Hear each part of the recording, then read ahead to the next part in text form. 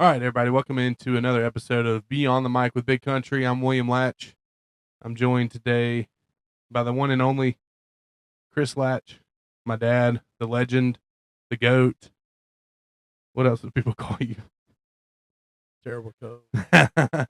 No, we don't listen to the negatives.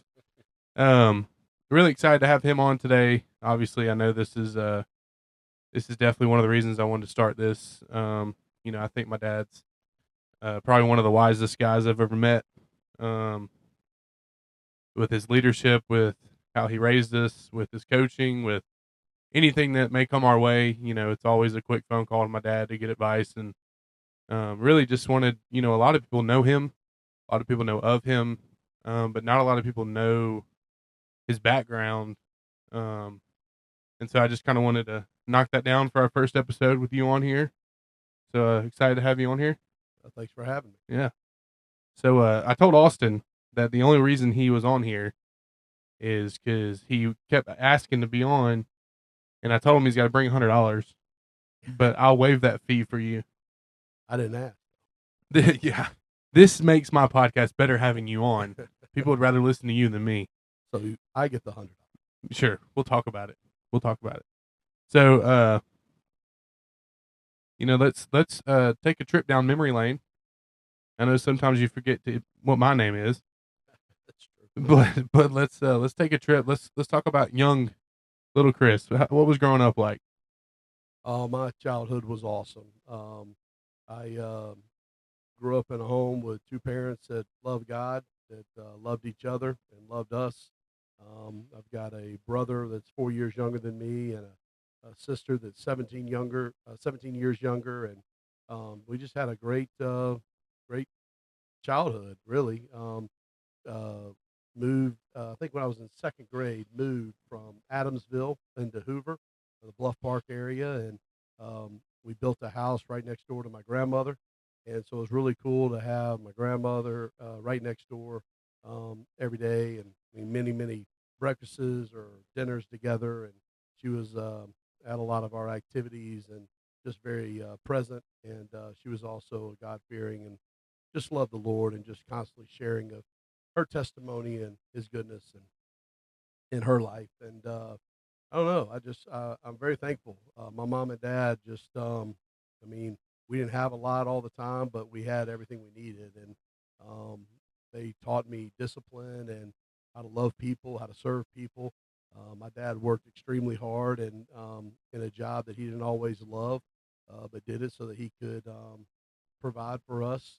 My dad uh, only missed one of my athletic games throughout my whole career, and um, he just was always there. My mom was a teacher, and so we were in the school all the time with her, and she taught us how to serve other teachers and help them move things, set their rooms up or close their rooms down at the end of the school year, and just how to give and to watch my mom and how she just loved every one of her students and had such a passion for math, which is what she taught, and had a passion for them to learn and to know. And but then everything that they did was rooted in their love for God. And we were in church all the time, and I went to a Christian school, and Shades Mountain Christian School was a great school for me, and a lot of my foundation for how I see the world and how I think and how I live comes from the foundation that I had growing up. Yeah, and a lot of people don't know this, but um, I do the announcing for UAB football, and I've done baseball and basketball games, and been very fortunate. But your grandmother, my Mimi, she was a massive UAB Blazer fan. My grandmother, she moved here from Kansas, and her Malfunction. her her husband passed away from a brain tumor shortly after coming, and she put herself through school, took care of. Hold on, we're gonna have to pause.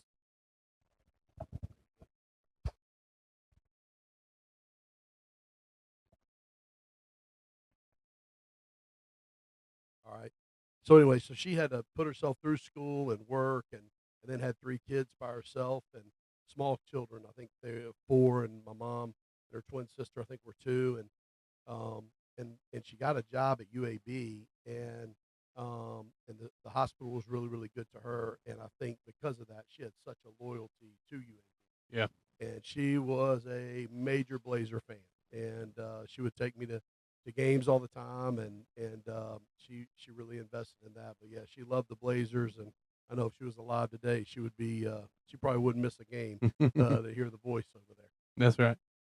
Well, you talk about living next to your grandmother and how unique that was, and even we got to experience that. Obviously, you and mom had us at a young age, and there are a million memories of holidays and just random days, and just time spending at both the houses, going back and forth.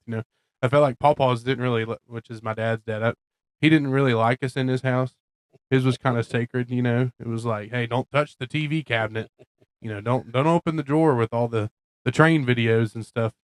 But we had a good time, and with a massive backyard, and we played kickball and wiffle ball, and man, just a lot of memories growing up over there. And at one point, we ended up living with Mimi, um, all of us but Josh. Josh, since he broke his back, he got to stay at Pawpaw's house. Um, but I'll never forget that time. It was a short time, but it was one that I know that everyone can say we have a lot of memories from, which was pretty cool. Um, but yeah, you talk about how your dad led the family, and how God fearing everybody is, and I feel like that's really trickled down into how you've led our family. And it's very evident in our day to day lives, and even now being an adult, looking back and trying to lead my own family, you can kind of look and see how you led our family, how Pawpaw's has led the whole family. Um, that's something that's very unique and special that I think a lot of families may not have that we have. That I think we were very blessed and fortunate to have in our family. Well, you think about legacy. You think about legacy and what you pass down, and I mean, we all have things that we liked or disliked or appreciated then. Maybe we didn't appreciate it then, but now we appreciate it or whatever. But I'm grateful that the things that my parents made a priority um, stayed a priority in our life, and it's the word says that no greater joy does a parent have than to see their children walk in truth. And so Mm, to see my children or their grandchildren walking in truth, and then now my grandchildren, their great grandchildren, and things as they do that. And there really isn't, because at the end of the day, eternity is the only thing that matters.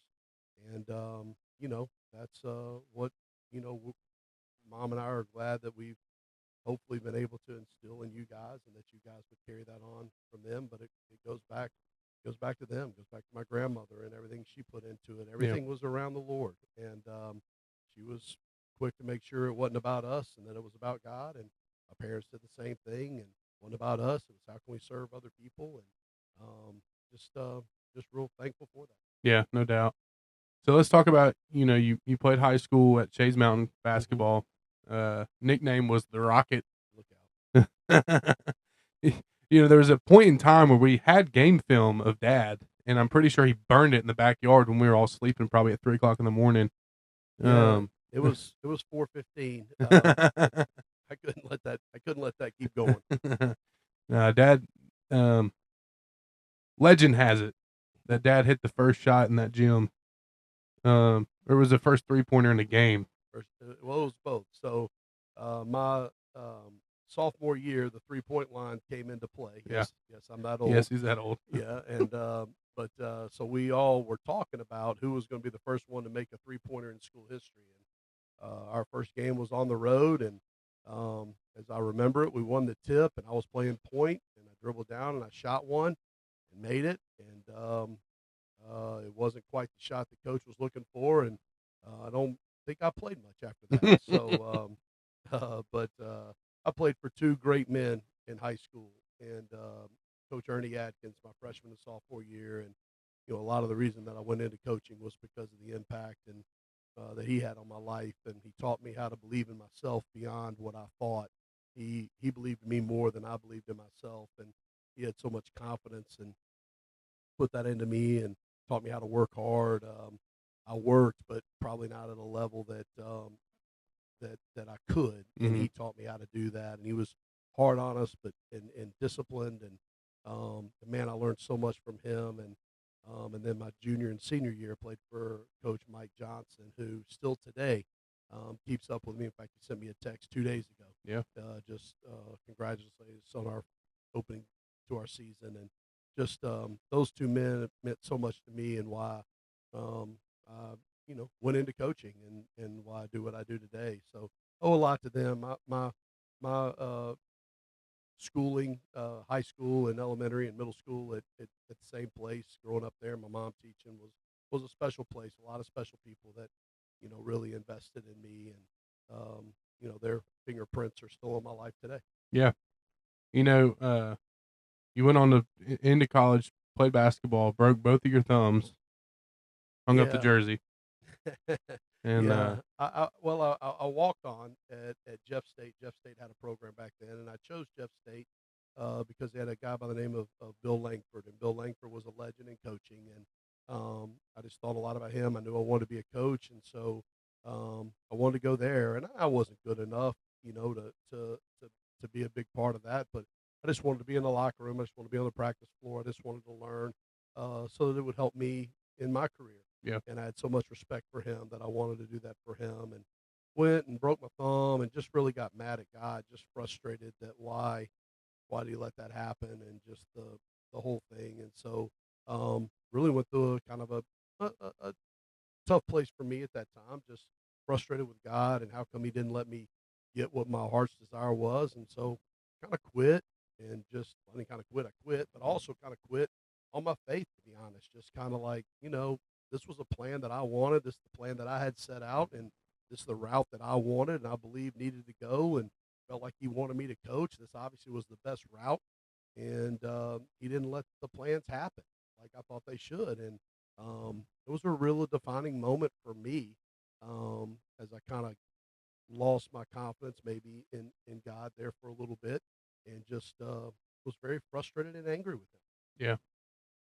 Well, you've moved past that Yeah, yeah, because you've been a heck of an influence on our family and so many others, especially you know with your faith. And that's the one thing people are always, they're like, "Man, your dad's awesome. I bet he was great to grow up with." Yada yada yada. And I'm like, "Yeah, one of the greatest things, we're fortunate to play for you." But I think one of the greatest things in my life is able to say, my parents every single day taught us, to put God first, to trust Him no matter what. And being a father now, it's really helped guide my steps into how I want my family to go. And I think that's one of the best things about you and mom. Um, oh, but I'm super grateful. yeah, Jeremiah and Gene Castile just invested so much into our family. mhm, And we were young, and they've got 6 children. We have 7, and they just kind of I don't know. I guess the Lord put it on their heart to really invest in us, and of course they're just constantly ministering to people. But right, man, they took us in, and we had questions and frustrations, and they taught us just how to lead and walked with us, and we owe so much to them in the part they played in raising our family, and yeah, that was a big part. And Bible study every Sunday night, and we take all of our kids and have worship time and the Word, and just and then eat together, and just those were special times for us, trying to establish really who we were as a family. yeah, no doubt. I vividly remember those nights. Yeah. Um, so a lot of people don't know this, but you wanted to be like me when you grew up in park and recreation, and Well, I want.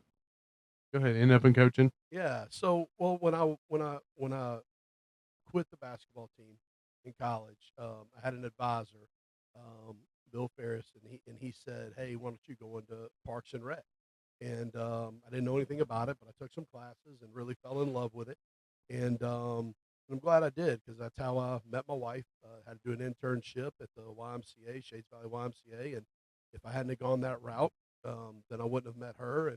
Um, so I'm super blessed for that. And yeah, recreation. I thought, well, this coaching thing's not going to work out because God didn't really see my plan, Mhm. and He didn't allow that to work. So He must want me to do something else. So I'm gonna go Parks and Rec, and that was kind of the plan. And so graduated, and that was kind of the goal. I'd moved on past the coaching thought, and was going to try to go into the recreation field. And and be like William.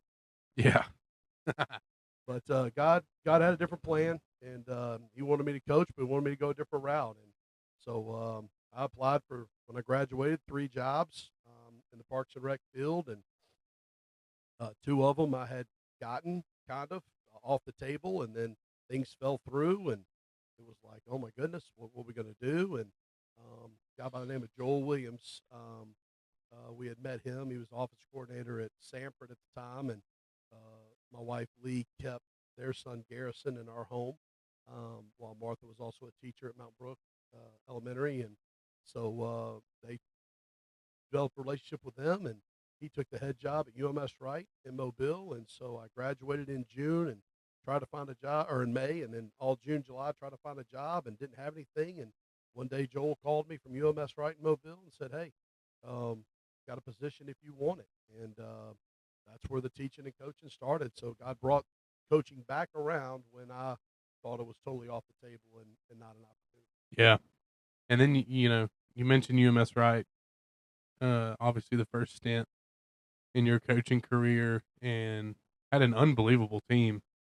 Won a state championship down there with the Haskin twins or Haggis Boys. twins. Yeah. They weren't twins, but they had Haggis one. brothers. Yeah, brothers. So yeah, no, it was good. Went down there with Coach Williams as a football coach, and I was coaching football, basketball, and girls soccer. I was cleaning the pool in the morning. I had lunch duty there for a little while. I was cleaning the lunchroom and taught elementary PE and really just anything that they needed.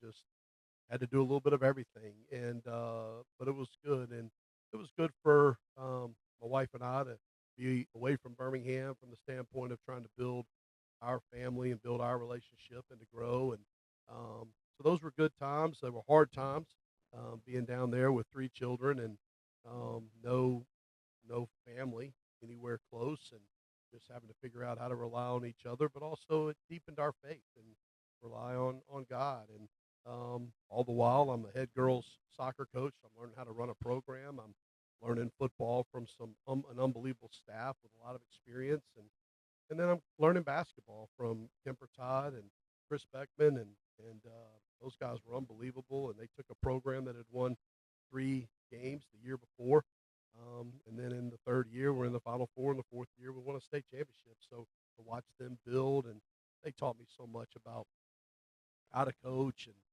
how to work and how to run a program. And those 4 years at UMS were so instrumental in my coaching career from so many people, but also um, in our faith and in our relationship and our family, just because of not being able to just rely on what was comfortable and what we knew, and the people here in Birmingham. Yeah. And I think one of the best things that happened in Mobile was your fourth child was born. Yeah, January 29th, 1996. That's right. William joined us, and that was the thing too.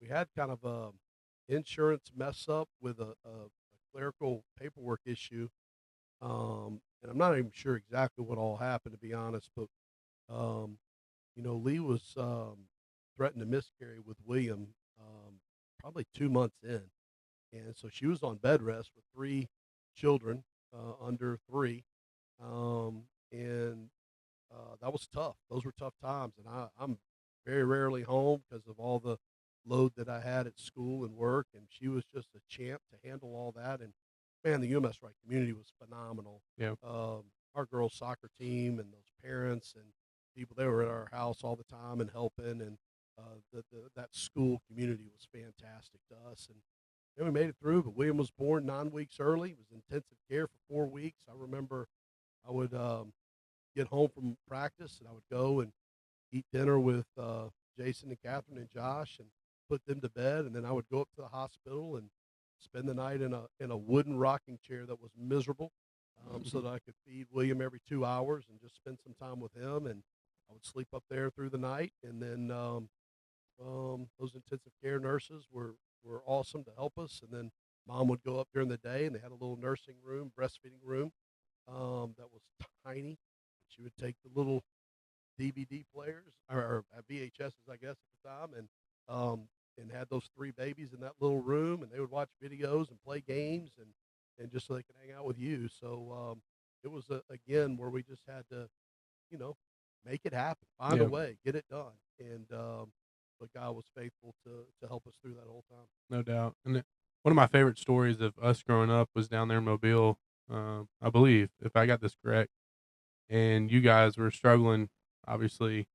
I had a heart monitor for a year that you guys were paying for, and um, you know, it was tough times. And if I remember the story correctly, we were out of groceries, and some lady just said that she felt like God had called her to buy groceries for the Latches and just drop them off at the doorstep. Yeah, it was kind of a tough time. I mean, we had the insurance issue, and William had to come home. He had sleep apnea as a baby, and so they had the heart monitor, and you had to be prepared to do infant CPR. And those were restless nights. You never know. They're restless days. You just never know what might could happen. And I think it was $125 a day for Mm, the heart monitor, and we didn't have any extra money, and it was tough. And we were doing things like a bag of instant grits, 3 meals a day, a jar of peanut butter and bread, making peanut butter sandwiches 3 meals a day. And I remember one day we had absolutely nothing left. And I mean, zero, had nothing. And I remember Jason just crying because he was hungry.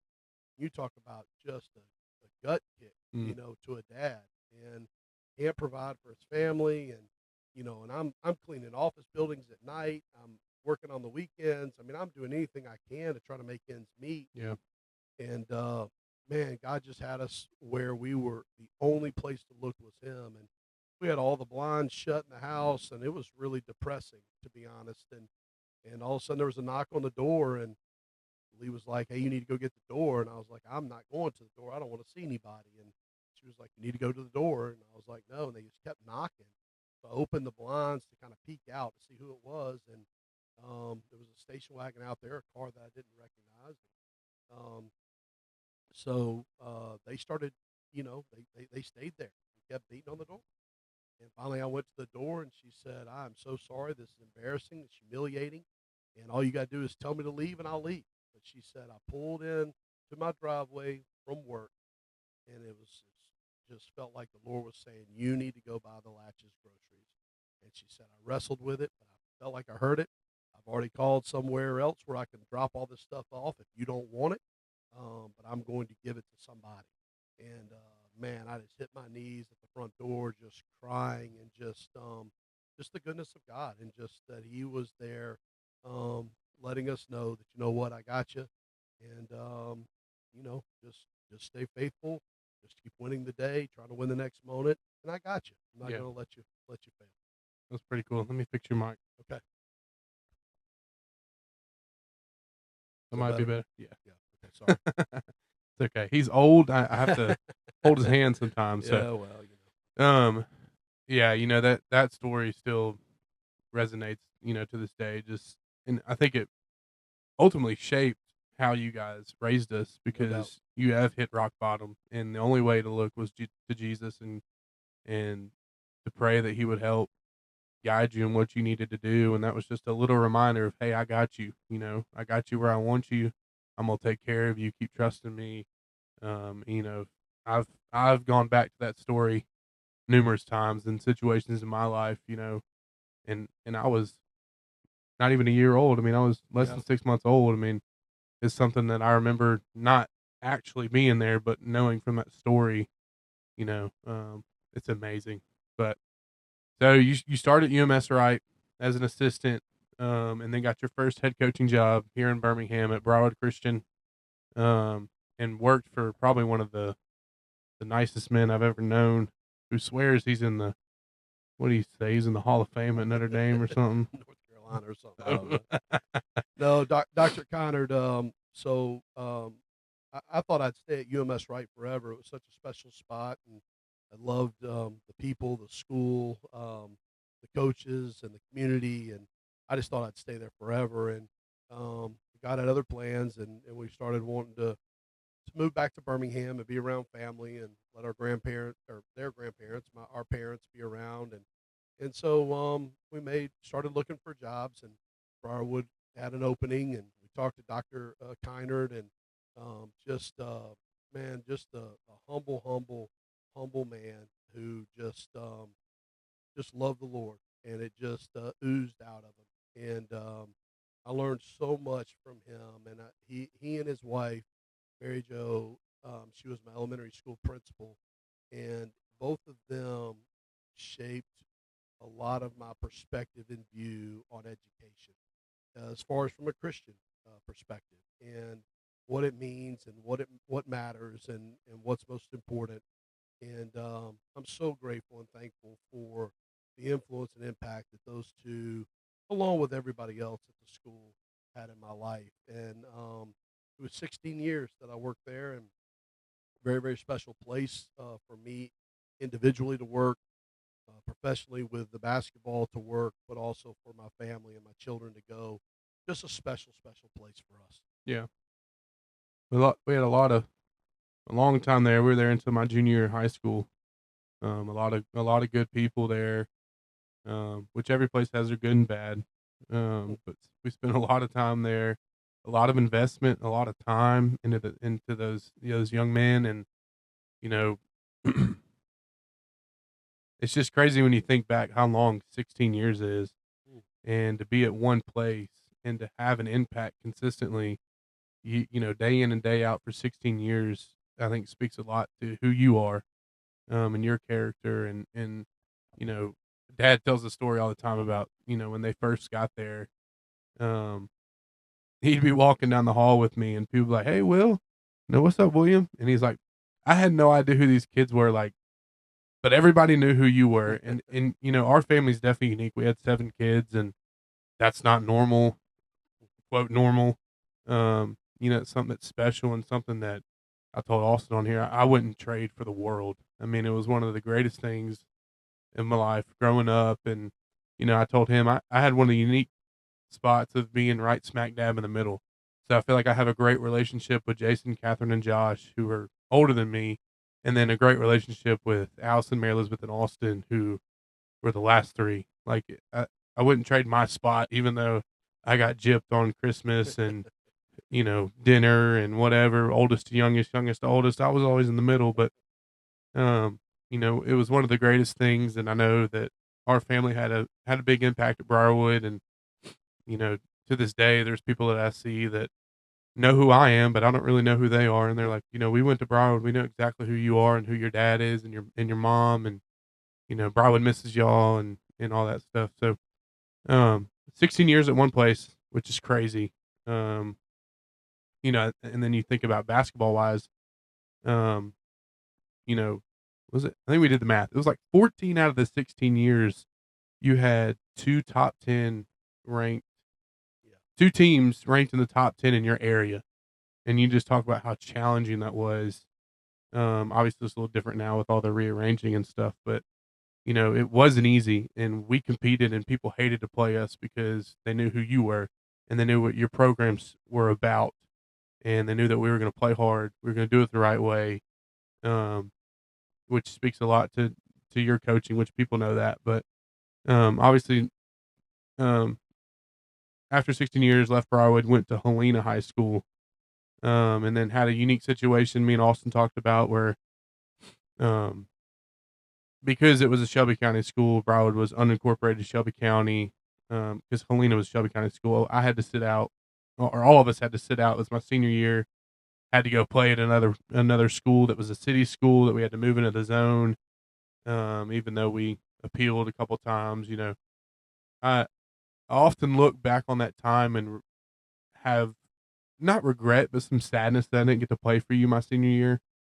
But like, I feel like that year shaped me in a different way that I feel like I never would have gotten. You know, made me step out of my comfort zone, way out. Um, didn't get to see you every day. Was in a world of the unknown, in public school, which was just crazy. But um, still just a unique situation. And on my senior night at Thompson, played for Coach Patrick Davis, and my senior night we played Helena, and Dad and everybody walked me out to center court, took all the pictures and whatever, and then he went to the other sideline. I went to this one, and then he proceeded to whoop our tail.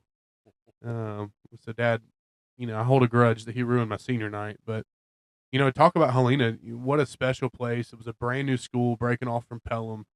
Um, and looking at your list here, you've I think it goes back to what you're talking about with Kemper and them about building a program from something that hadn't been successful.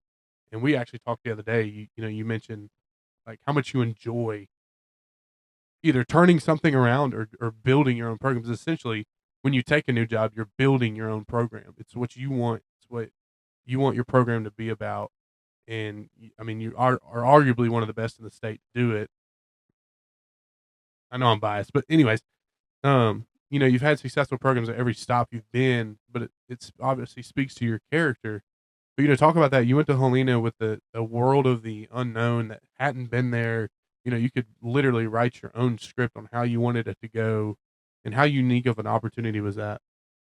Yeah, no, it was really cool.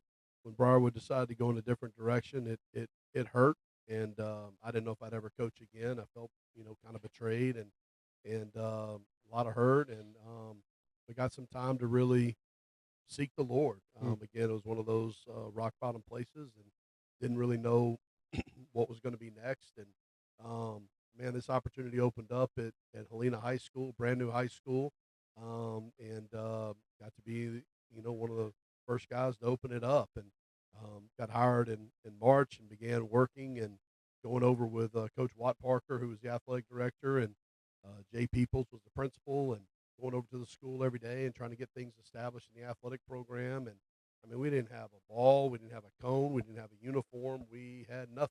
And to start from scratch, and everything you did was the first time it had ever been done, but also everything you did was setting a precedent. So we had to be very, very careful of everything that we did and how we did things, and because it kind of sets a precedence and yeah, what people are going to want to try to do after. But man, the community at Helena, the people, the staff, the coaches, the administration, the school system, Shelby County Board of Education, unbelievable people. And when I was at a really low, tough spot in my professional career, those people just welcomed me, and were there to breathe life back into me. And it was really, really special, and really kind of flipped a lot of perspectives, and um, just just was awesome. And it was hard, and it was hard to watch Austin and Mary Elizabeth and Allison have to practice every day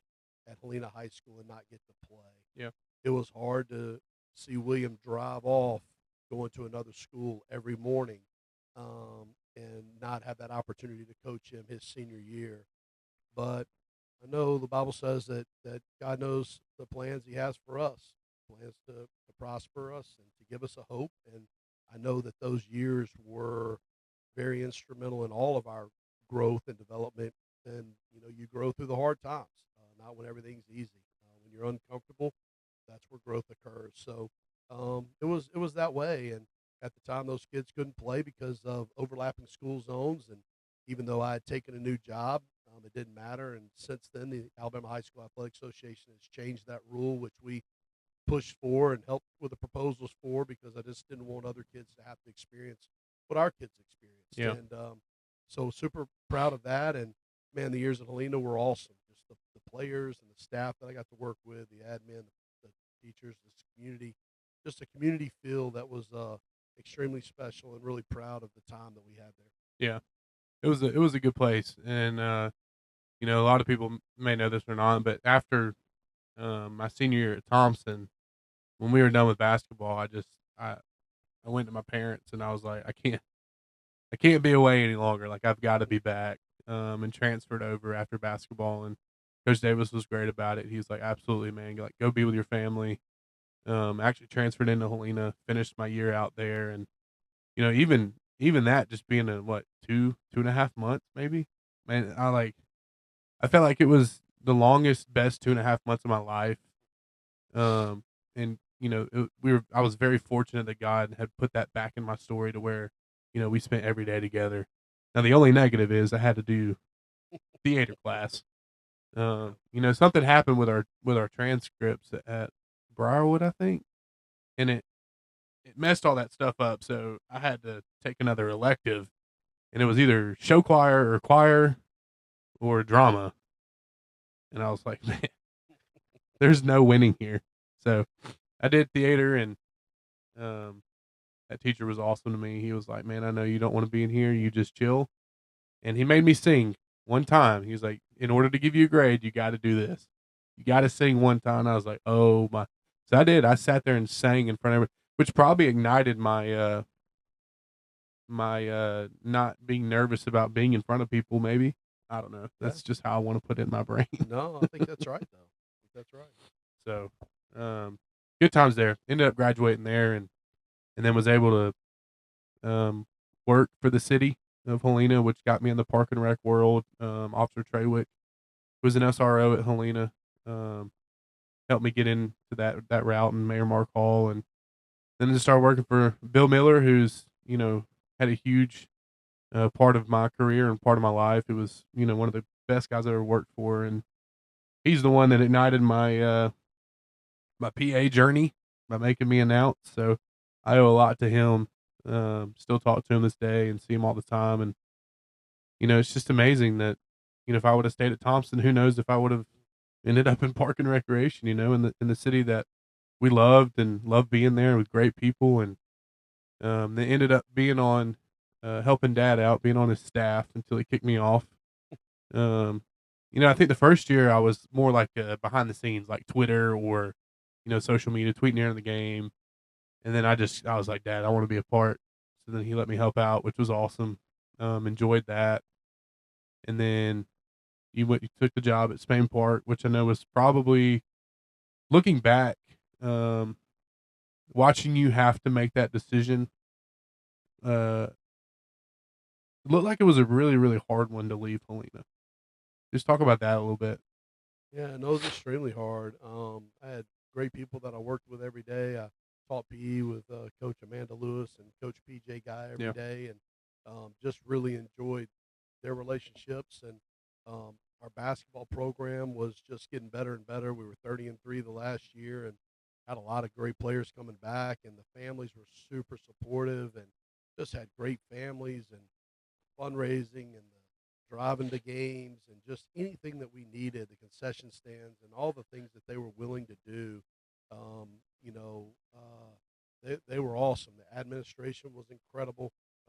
Miss April Brand was the principal at the time, and just the assistant principals, everybody was fantastic. yeah, But man, just um, opportunity at Spain Park came around, and I really wasn't interested. But my wife and I have always said that if anybody, you know, lets us know there's interest, that we're going to at least listen, and we're not going to shut a door that God may be opening. And that's kind of been our motto, and it's put us in some uncomfortable situations at times, but yeah, um, that's what we felt. And so I went, listened, um, and it was awesome.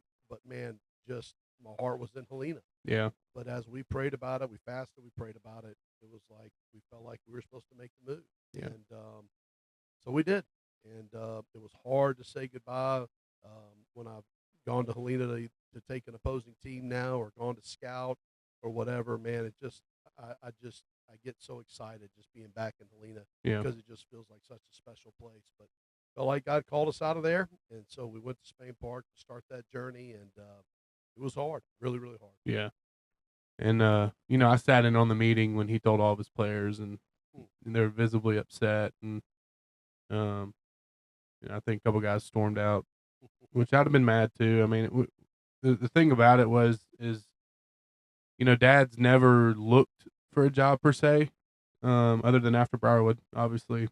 Um, but like even at Briarwood, when people would approach him, I think he really wanted us to have that Christian education. So it was always like, I'll listen, but like I really want to be here because the education is great and the people are great here, and what a unique situation, because really Austin was the only one it was going to affect, essentially. So I mean, now you're not thinking about all 7 of your kids. It's more like, well, It's just different situation. There's less to think about because it's Austin. Who cares about Austin? So, That's not true. That's not true. so you know, Austin was affected by it. Obviously, I think he gave Dad the green light and was like, "Let's do it, man. Let's go build something special." He talked about how he knew who Parker Boswell was. Didn't know him, but knew that he was a great player. And Austin was like, "Man, I'd love to play for that. Like, if you want to do it, let's roll." And how unique of an opportunity we talked about that he helped you lay the foundation at Spain Park, and what a very important year that was. And like, it's cool. Like, you obviously brought Tyler Blackwell with you, but like, it's cool to be able to start a program with your son because you got an assistant that views it the same way you do, and then you got a player that views it the same way you do, and like trying to start that. And obviously, it wasn't that great of a year record wise, but you think about it, the next year, you went to the Elite Eight, and how important that first year was, the foundation, even if it was just for the JV kit, the JV guys to understand this is how we're going to do it. And then you went on to have dominance for 4 years. Um, and it's just crazy that Austin was able to be a part of that and how cool that was. We got to talk about it. And then obviously Austin's relationship with Parker and those guys, and just how sometimes it's not easy to step out of your comfort zone. It's not easy to do something that or leave a place where you're comfortable and you love, but yet God continues to open doors for you and put you right where you need to be in order for Him to shape your life. Yeah, and that was a hard time because after the Briarwood, leaving Briarwood, and the kids having to sit out and things. I told Austin, I said, if you want to stay at Helena, you can. Yeah. And he was like, no, Dad, I want to go with you and help build this thing. And I'm Yeah. like, but you've got your friends here, invest in this program. Like, why don't you see it through? He's like, no, I want to help you build it. And so he gave up, a pretty good opportunity to go to something new. And it really was. I mean, without him, him coming in from the player perspective, saying that he's been a part of a program build. He's seen it build from the bottom up, and we had to change some things at Spain Park. They had been struggling, and like, what is it going to take? And he felt like he knew because we had done that at the stop before, and to have Coach Blackwell who was there as well, to have somebody else who understands the vision, and it was good. I mean, the first year was hard. I think we blew 13. We had the lead 13 times in the fourth quarter and lost Hmm. in a 7-23 season. So Yeah. it was tough. It was tough, and there were many, many nights you're like, God, did you really? Did I hear from you? Is this really what you wanted? Is it? Did I miss something? Like, because here's my son's senior year, and felt like we had a chance to maybe get to the Final Four from Helena, and now here we are going through this, and my son's senior year, and just a lot of the trials that go through that. But just because he calls you to go through something doesn't mean everything's gonna go smooth. Yeah. My wife and I were having a devotion this morning. We were talking about it. And just think about like Mary. We're right here at Christmas time, but Mary, when she was gonna carry Jesus and God's son, and she had the ridicule from not being married yet, being she was supposed to be with Joseph, but they had not consummated that yet. Um, the travel, the having to go pay the taxes, the birth in a manger, like all the things that she had to go through, that she had to be thinking, "Are you kidding me? I signed up to do what you asked me to do, and it's going to go like this." And I think sometimes we think that, well, if God calls us to do something and we sign up to do it, it's going to be easy. Everything's going to go right Yeah. because I'm being obedient and I'm stepping out in faith. So everything's going to work. And in the end, it will. But it doesn't mean everything's going to go your way along the way. And I think sometimes we forget about that as Christians, and we think that, oh, if I say yes, if I follow, things will go my way. Right. And that's not necessarily the case. And Spain Park was another example of that. But super proud of Austin and how he endured that, handled that, and I know he had many days where he wondered too.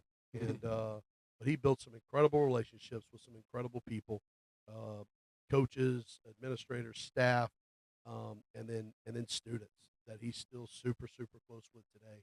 And so I'm grateful for that time for him. Yeah.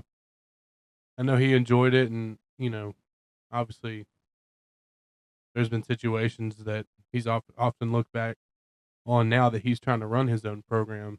We were talking about how does that affect How did that time at Spain Park affect the way you're trying to run your own program now? Um, God's just gonna put you in situations that you can learn from, and eventually they'll. I feel like eventually they'll always help you out in some way, shape, or form. Um, so spend some time at Spain Park. Obviously first year wasn't great, and then second year made it to Elite Eight. Had a chance to beat Mountain Brook to make it to the Final Four. On an iffy call. We don't blame the referees, but on an iffy call. Um, even I've never asked you this, so I'm putting you on the spot here. Uh-oh. But talk about your perspective in a second year, like in the second year of your coaching stint at Spain Park, and you're literally playing Mountain Brook, who's been one of the most dominant programs in the state, in the Elite Eight, and have a chance to win to go to the final. Like, what was your thought there? Like, this is year two. Like, holy cow! Well, I think, I had a lot of respect for Coach McMillan and Mountain Brook, obviously, because they were the measuring stick. They were the best program in the state of Alabama year in, year out. And, and they were in our area. So we had to play them a bunch. And they had already, I guess we had played them close being 11, once. And then the other two were hot pot games, and one being the area championship. So here you are a week later, having to play them in an Elite Eight game. But our kids, man, we just fought and competed, and they played hard. And I think all of us were hopeful, but I don't know if anybody really knew if we could. We wanted to believe we could, and man, our kids just did an unbelievable job. And I think we were talking about this the other day with some other coaches. Like, when you are building a program, you'll have some defining moments. Mm. You'll have some games that you look back on and say, that's when the mindset changed. That's when they thought, oh, now, yes, we can do this, or we do know what it takes, and we're willing to do it. And I think that was a game that then everybody was like, oh, wow, they've got a lot of guys back. It's a 2-point game with 2.5 to go, and you know, maybe this is one of the favorites, coming out for the next year. And I think our kids believe that, Mm. and once they believe it, because the mind is so powerful, Mm. and what you believe in your mind is so powerful, and that's why it's so important as thoughts come in your head, or as what you surround yourself with and what you allow in, because it begins to create who you are and how you perceive things. And when our kids believe that yes, we are one of the best teams in the state because we went toe to toe with Mountain Brook, had a chance, then it just kind of changed the trajectory of our program. Yeah. Then you go on to go into the Final Four 3 straight years, lose to Enterprise that first year, and was it double overtime? Double overtime, shot at the buzzer. Shot at the buzzer, little tip in at the buzzer. It was Yep. freaking heartbreaking. COVID year, it was a weird year. Yep. It was freaking awful. And then make it back the next year. Lost to Enterprise again. Yeah, had to play them again. They didn't lose anybody. They just had to keep everybody.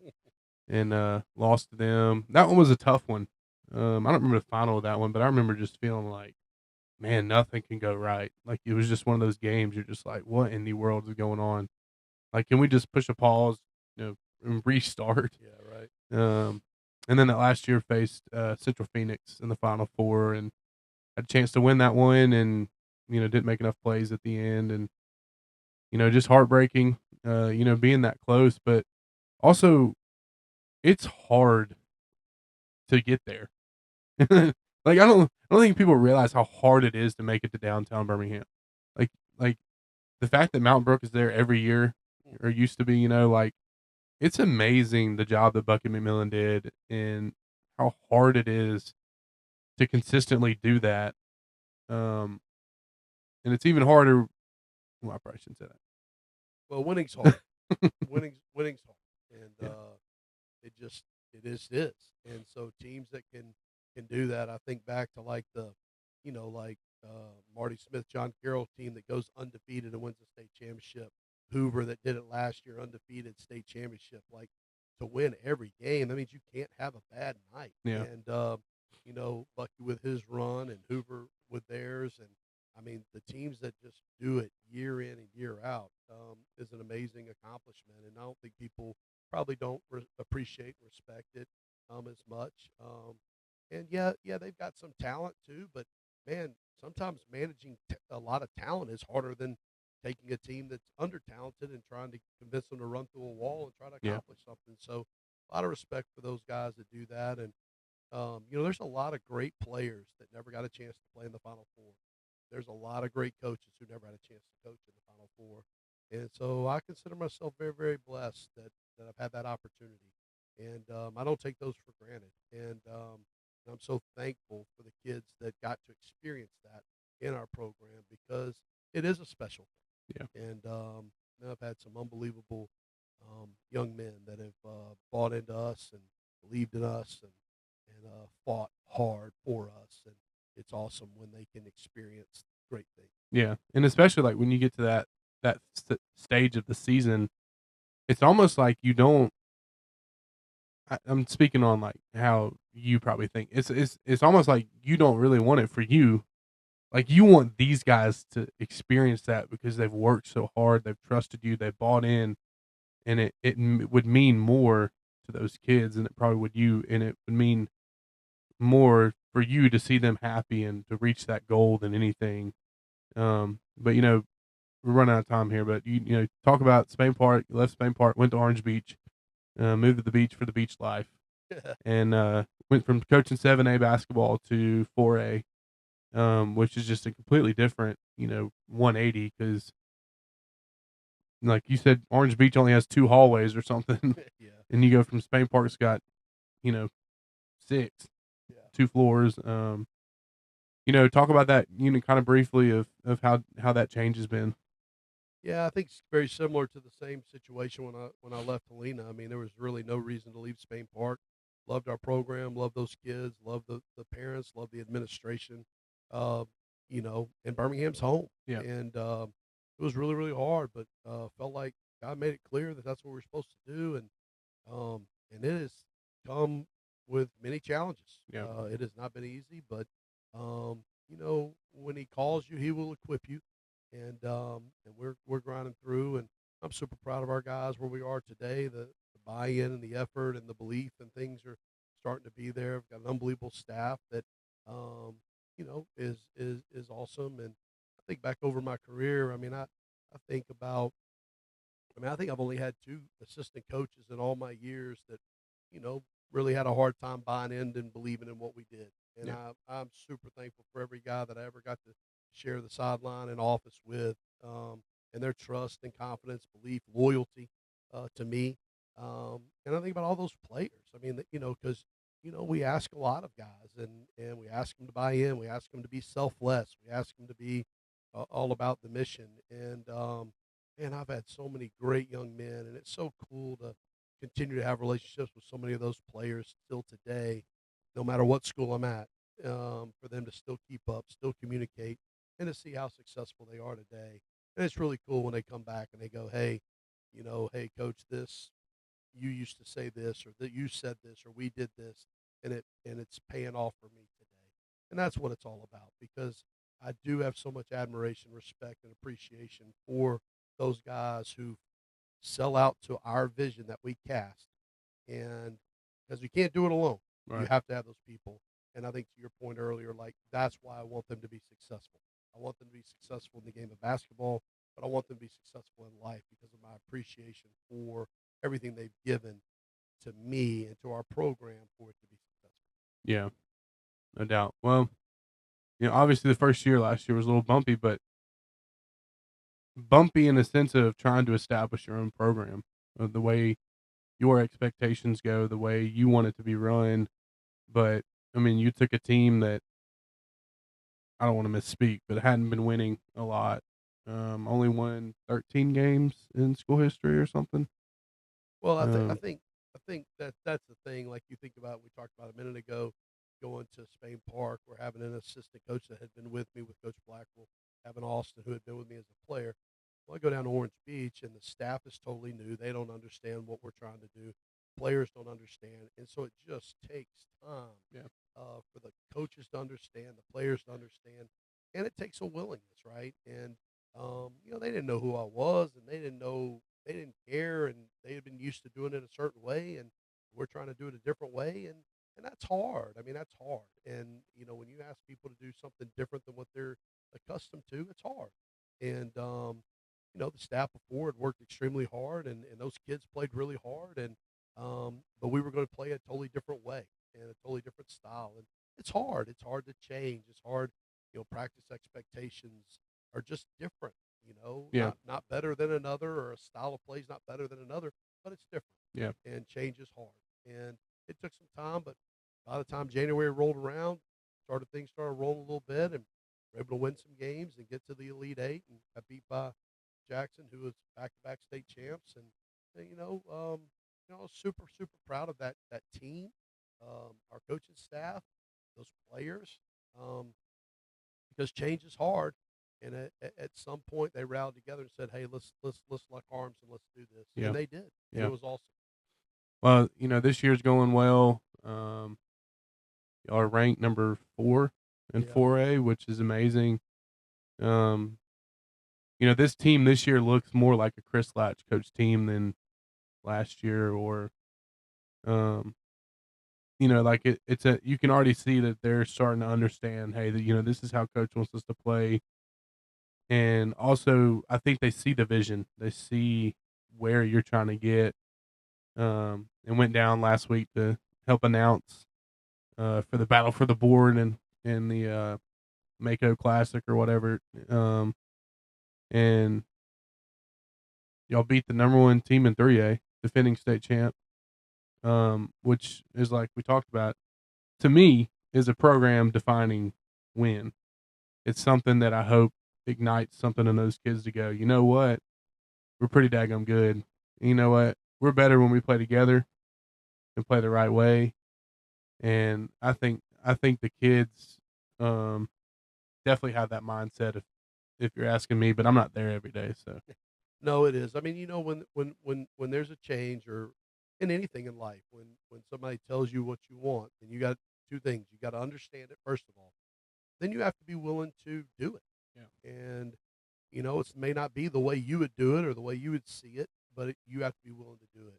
And I think our kids are beginning to understand it, and they're wanting to do it. And I think we got the right kids on the bus. Now we're getting them all in the right seats. And then I think it can see that we can maybe reach our potential, whatever that is. Yeah. And I think our guys are seeing that. And it's just really cool to see them kind of expecting to win, selling out to win, trying to do whatever they can to win, and their belief in what we're doing and their belief in each other is really really fun to watch.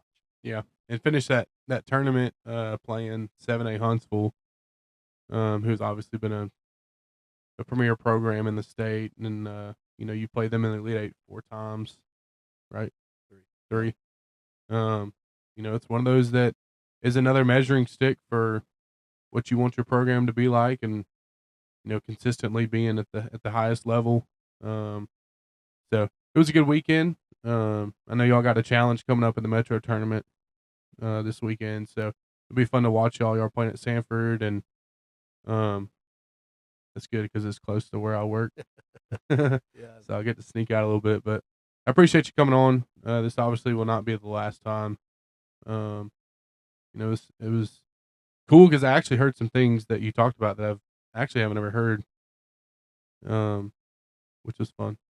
I like when you tell stories because you do it all the time, and I it was wasn't saying, one I've heard over and over and over. you always say you've always heard all these stories. Well, today was fun. I appreciate you joining me and sharing your heart, and that's what I want this podcast to be about. Just people being on here, being open and honest and vulnerable, if you will, and what, I hope it means something to somebody somewhere, and also I get to enjoy spend time with you, so it was fun. No, it's really good, and I appreciate what you're doing and using your talents and abilities that God gave you to try to, encourage others. And I guess that would be my thing. Like, we're all here, for that. God's given us all different talents and abilities, and none of our lives look the same. None of our gifts look the same. But making sure that we utilize the things that He's given us to encourage and point others to Him and try to build that kingdom. Yeah, for sure. Well, I appreciate you guys tuning in to another episode of Beyond the Mic with Big Country. Thank my pop here, Chris Laatsch, for joining us, and we'll see you next time.